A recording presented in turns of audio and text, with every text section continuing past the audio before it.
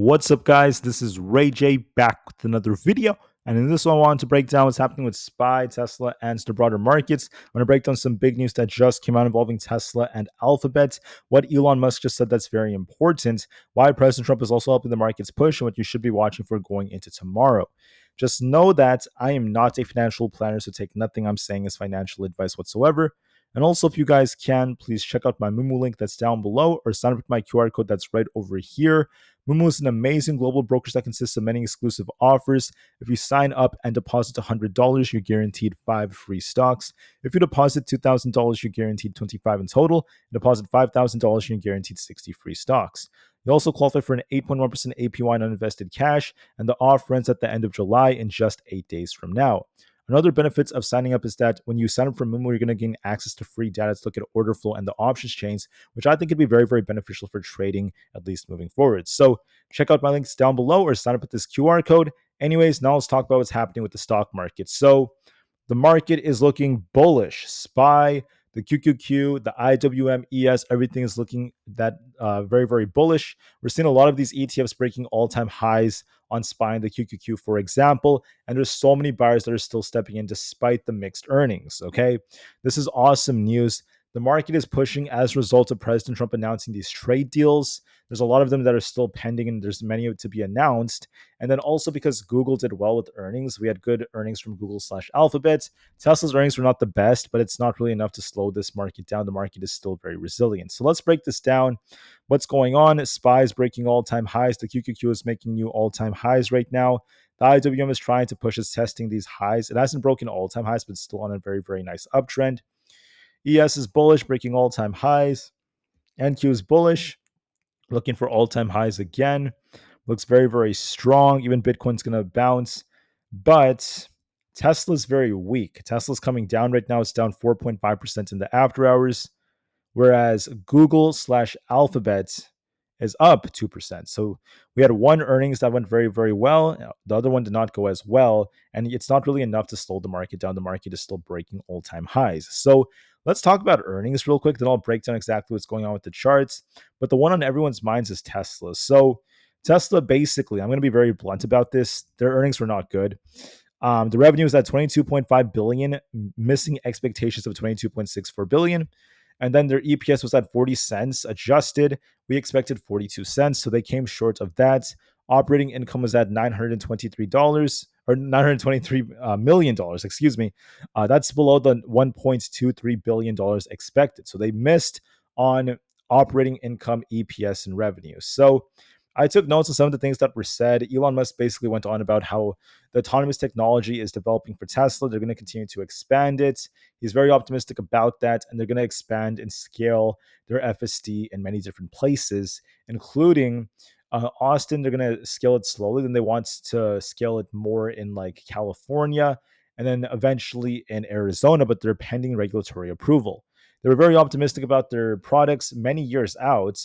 So Elon Musk was talking about the Optimus robot like 5 years out. He's very optimistic about 100,000 units per month or 1 million per year at least being produced and mass scaled, but he's not as confident about the short term. And for the short term, Tesla has a lot of hardships. They made it very clear the tariffs could cost them $300 million, right? Because of the effect it's going to have on their commodities, such as like graphites that comes from China, right? That affects their battery cells. Then you also have other things such as the EV tax credits being eliminated starting on September 1st, I believe. That's also, another very, very big piece of news that's going to be affecting their sales. Musk also said that their European sales will improve once we see FSD over there, but that could take some time as it's waiting approvals. So when asked about what can the Optimus robot do, I'm sure it has lots of capabilities like pouring a cup of water and such. All they talked about is that it could walk. It could walk around the office, and that's pretty much it. They didn't really talk about anything else it could do right now.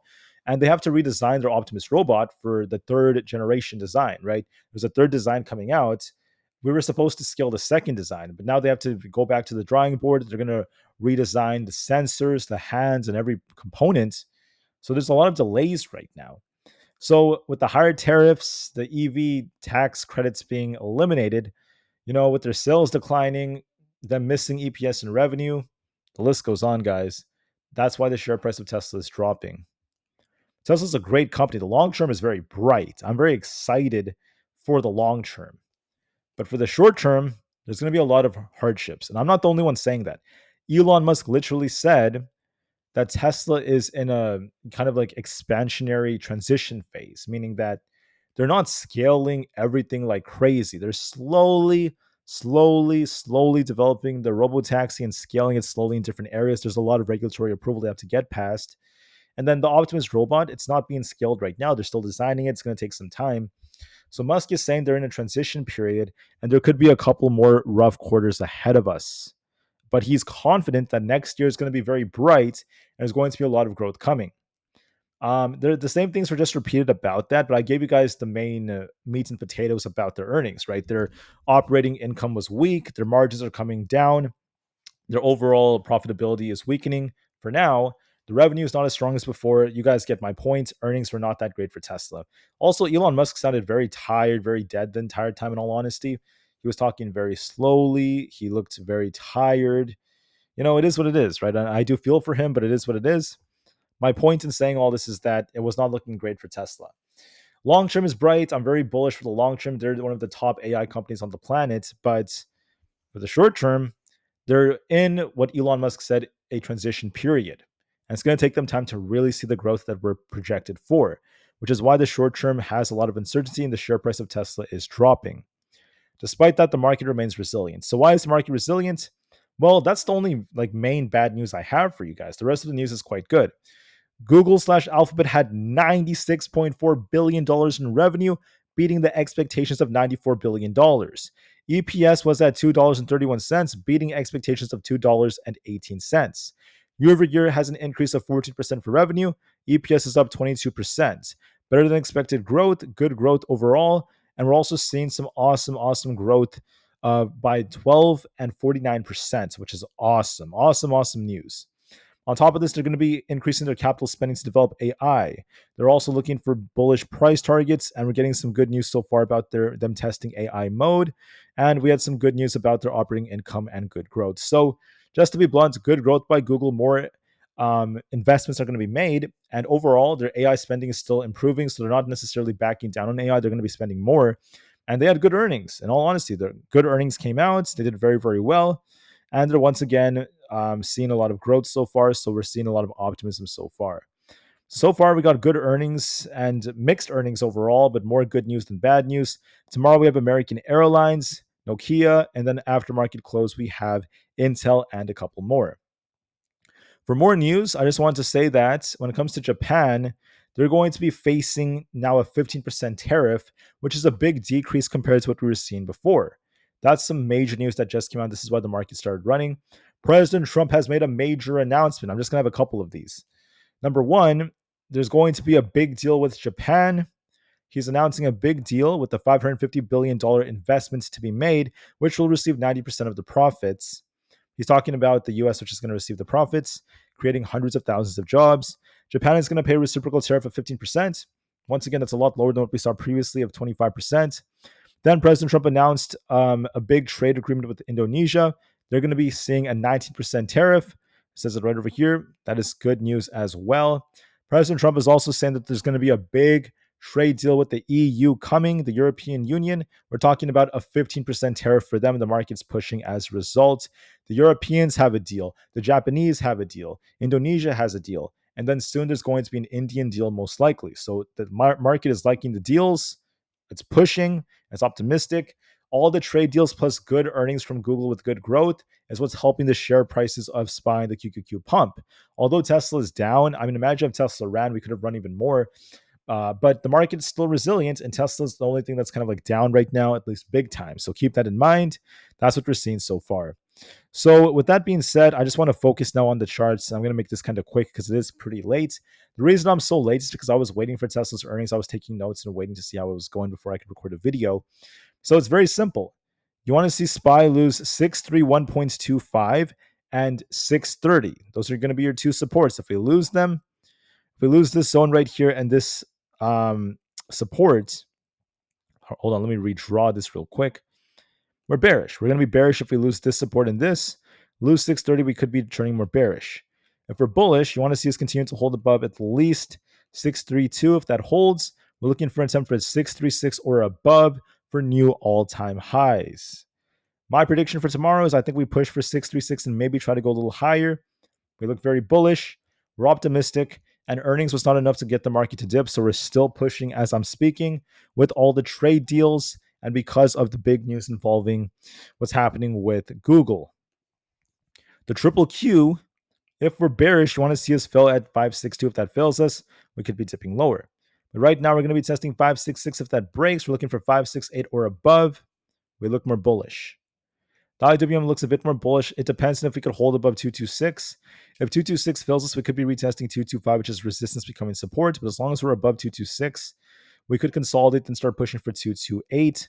So the odds favor the upwards direction. So please keep that in mind. We're doing a great job at holding up. On ES, we're looking bullish. If we lose 63.50, we're looking for a dip back down. Sorry, 63.80. Let me clarify that. If 63.80 fails us, we could be dipping a lot lower to like 63.50. But as long as we're above support, we're going to be favoring the 6400s or above and basically new all-time highs on ES. Look for some consolidation to push for 64.50 or above. On NQ, we're looking more bullish. If we end up losing basically 23,350, we're looking for a dip back down towards 23,300. And if we're bullish, you want to see us basically continuing to break out for 23,450 plus. NQ is looking more bullish and we're favoring upside for 23,450 or above. Bitcoin, so long as we don't lose 118,000, we're favoring 119,500 to 120,000 as our targets. We look bullish. Tesla's looking weaker though because we got a rejection right here. As you can tell, we got a rejection. We need to see if 316 holds. If not, I'm looking for this retest of 308 to 310. And if that doesn't hold us, we're going to be dipping to fill the gap at 295-ish, around that area. If we get back above 325, we could try to bounce, but for now, we're favoring downside for 308 to 310. Nvda, however, is looking quite bullish. We're making higher highs and higher lows, and we could be favoring an attempt to get back up towards 700 or 175. Excuse me, guys, 175. We look bullish on Nvda. We're doing a great job at holding up, and we're still favoring upside. This is helping the markets. Apple's been on a nice uptrend. We're starting to break out of the wedge we were in. So long as we don't lose 212, we're going to be favoring a big bounce. We might come down to retest this and consolidate before it tries to bounce. Look for a test of 212, then a bounce for 215. Looks bullish nonetheless. Netflix is making lower highs and lower lows. We're going to see if we could try to bounce off 1160 or not. We have resistance becoming support at 1160, so we'll see if we bounce. MSTR is also dipping here. We're making lower highs. We need to get back above 420. I think we might retest 420. Then we're going to see if we reject off that or not. Celsius, however, is quite bullish. As long as we don't lose 44, we're going to be favoring 46 as a target. Supermicro is favoring 53 as our target. So long as we don't lose 51.5, we're favoring 53. Palantir is looking bullish, favoring 156 to 158 as our targets. Rivian could be dipping back down to 13.5. We'll see if we bounce or not. For so far, we're going to be looking for an attempt for 22. I think there is upside potential right here. As long as we don't lose 21.34, we're favoring upside. On top of this, I think that 162.5 or above is looking quite bullish. AMD looks quite good. I think 164 looks like a nice target. As long as we don't lose 157, we're looking quite good. PayPal is looking pretty good. I want to see if we could break past 78 to push higher. If we lose 76, we're going to be turning back down, but for now, we're favoring upside. For Coinbase, we could be retesting 405 to see if that breaks. If it doesn't, we could be dipping lower, but look for 405 or above. Amazon's looking bullish. We're favoring 230, then eventually 232. Meta is favoring 718 to 720 as our potential target. It's pushing with these trade deals, and also thanks to Google/Alphabet. Alphabet's going to be looking for 197.5, and then Microsoft wants to break 507 to start pushing for 509. And then for the rest of these, DJT might be retesting 19.04. We'll see if it bounces. The VIX looks bearish.